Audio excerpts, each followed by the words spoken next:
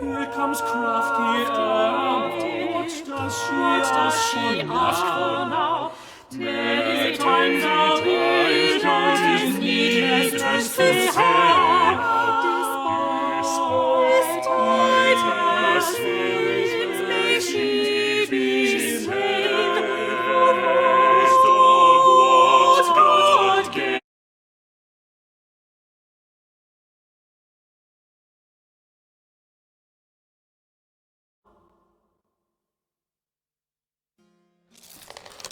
God give you good day, madam. Good day to you, sir, and well met. And how fares your husband, Lady Dyer? I recall you were worried for his health. Lord Dyer fell into the Thames and drowned while we were taking a turn along the towpath. Such a shame. He had the habit of carrying his rock collection around in his doublet, or else he might not have sunk straight to the bottom of the river. His rock collection, you say? Aye, an unfortunate choice of hobby as it turned out. But there you are. And, Lord Dyer's family, did they not find the circumstances of his death a trifle peculiar? Aye, just a trifle. Methinks they would have been far less suspicious had he died of a medical complaint. Well, I am sorry to hear of your husband's passing, but, madam, are you quite well?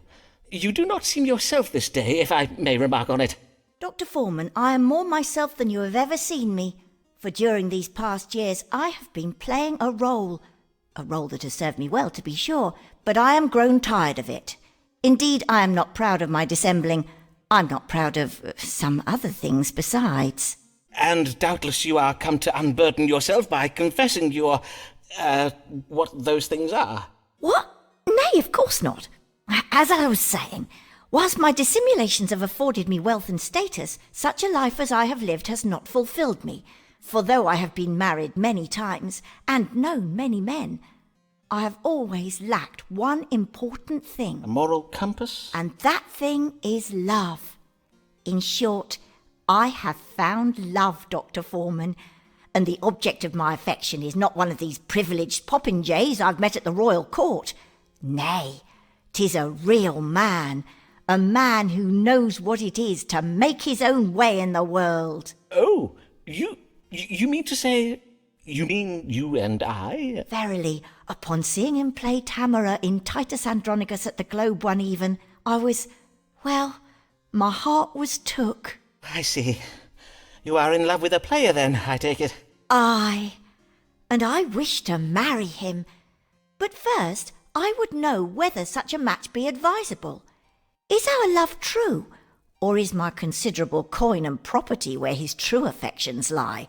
Such a deception would not surprise me in truth. Well, nay, doubtless it would not. Let us see whether the stars can tell us.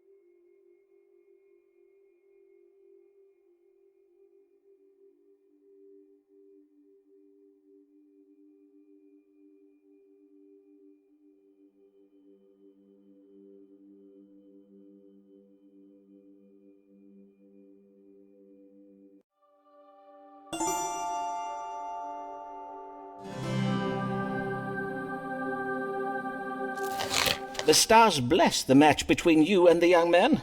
They do not think it would be bad for him in some way. They do not judge. The chart indicates that your relationship with this young man has changed you. It would be a faithful, lasting marriage. Verily? I must own I dared not expect such a happy ending to my story. I thank ye heartily, Dr. Foreman.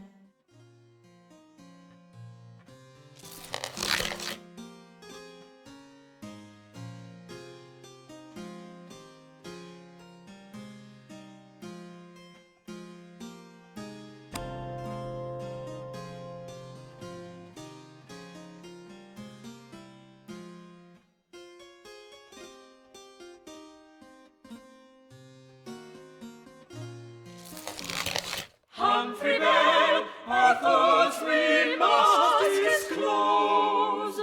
Though your acting is fine, you wear too many clothes. 'Tis hot, very bright, bite, fast not, sit down, recline.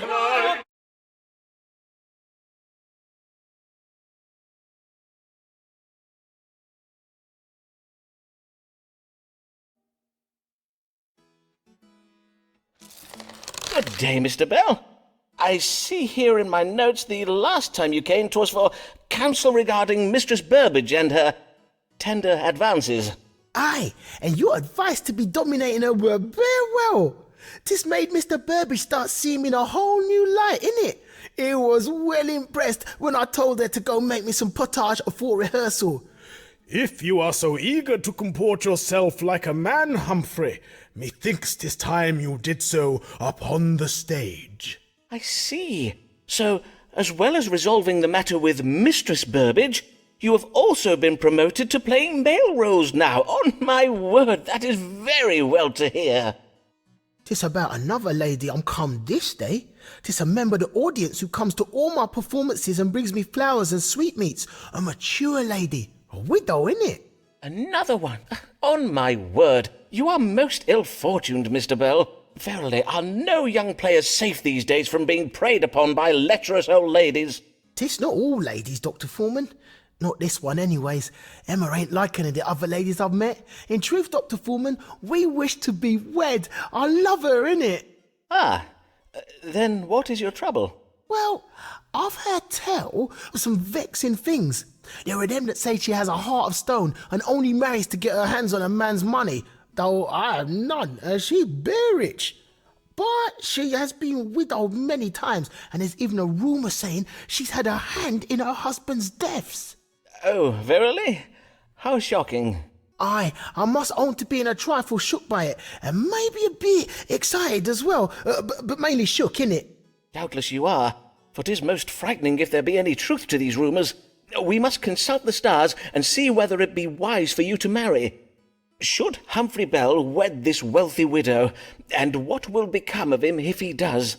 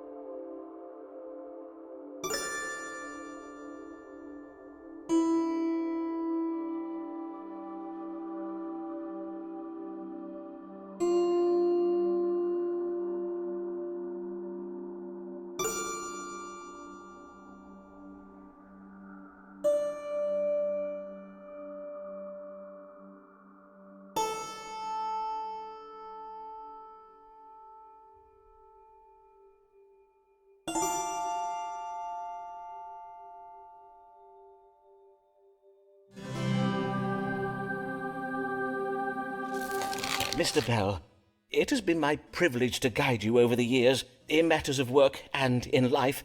Wisely, I hope, but certainly with the greatest sense of care for your well-being. Indeed, I have come to think of you as a father might think of a son. 'Tis a responsibility I have not taken lightly, and, in loco parentis, as it were, I feel an obligation to... Sir, begging your pardon, sir, but I'm going to stop you right there, because I need to know, innit? Should I marry Emma or not?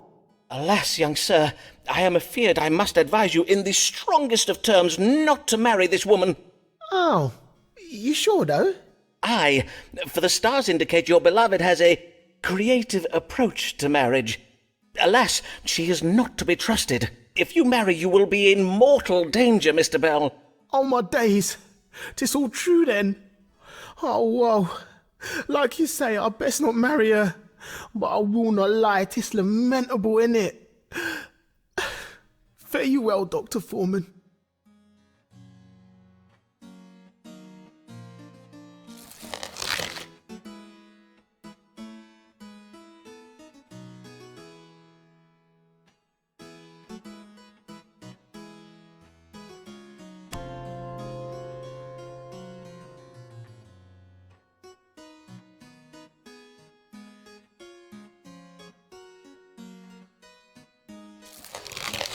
Mary oft takes her young niece to the cock-fighting pits. She prefers a hanging, though she readily admits. Viewed after drinking turnip wine until she's off her fun. La la la la la la la.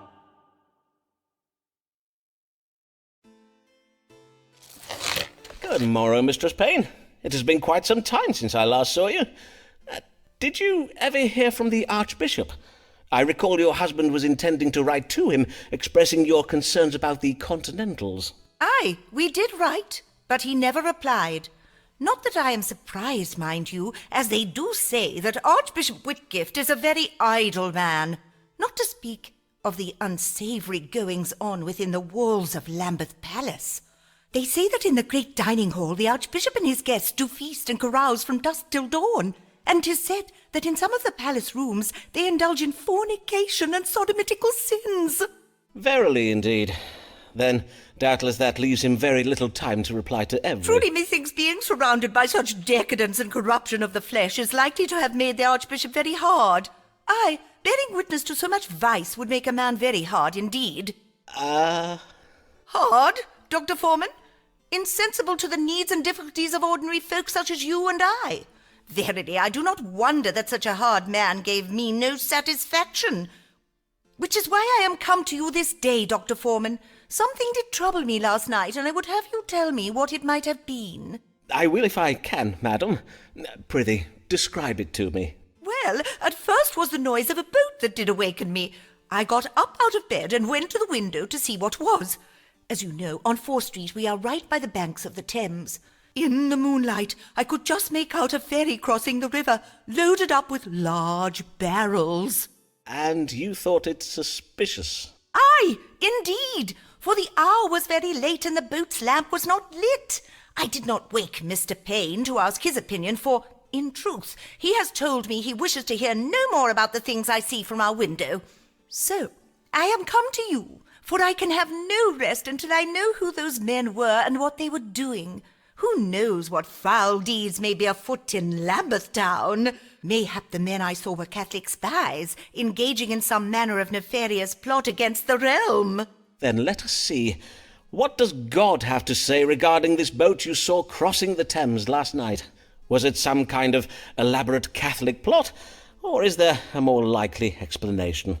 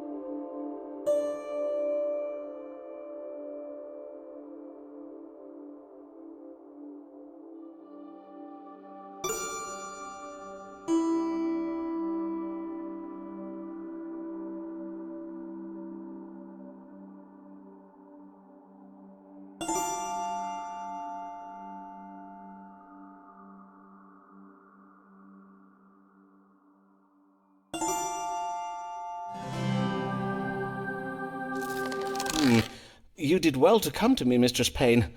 The stars confirm that the events you witnessed last night do indeed portend of doings of a most foul and sinister nature.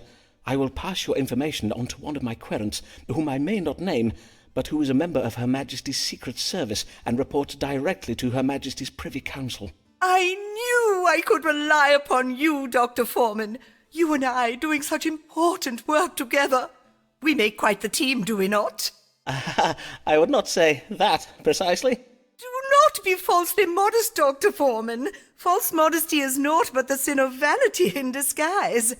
Now, I must to home hasten to tell my neighbours. Forsooth, I must warn them of this grave threat and bid them keep a watchful eye on our local Catholics. Blessed day, Dr. Foreman.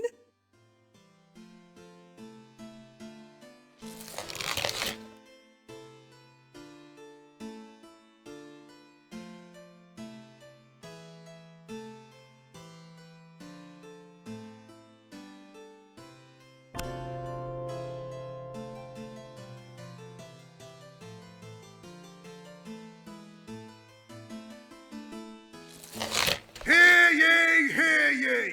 Catholic terror plot to blow up Parliament foiled! Gunpowder barrels discovered in cellar! Hear ye!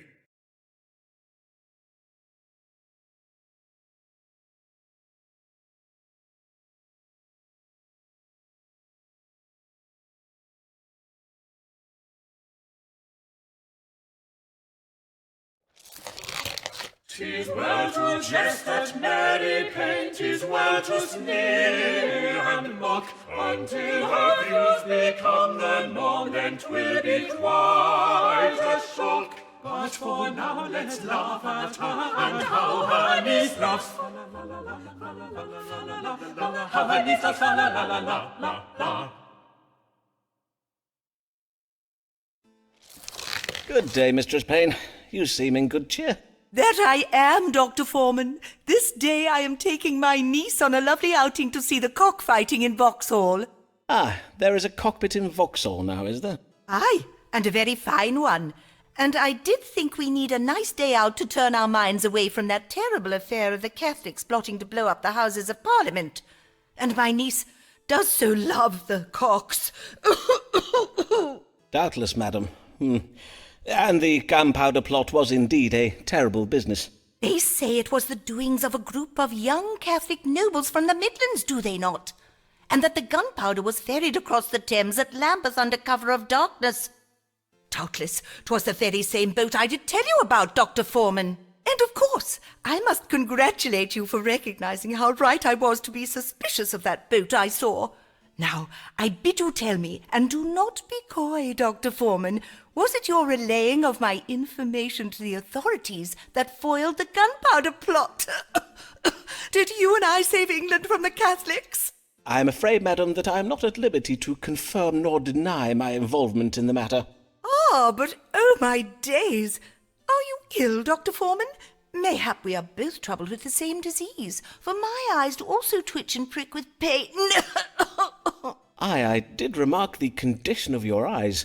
They are very red in appearance, and you seem troubled with a hacking cough. For how long have you had these troubles? Only these past few days, and as well as my eyes and my cough, I do also find it a trifle vexing to breathe. Then let us now consult the stars. What ails Mistress Mary Pain?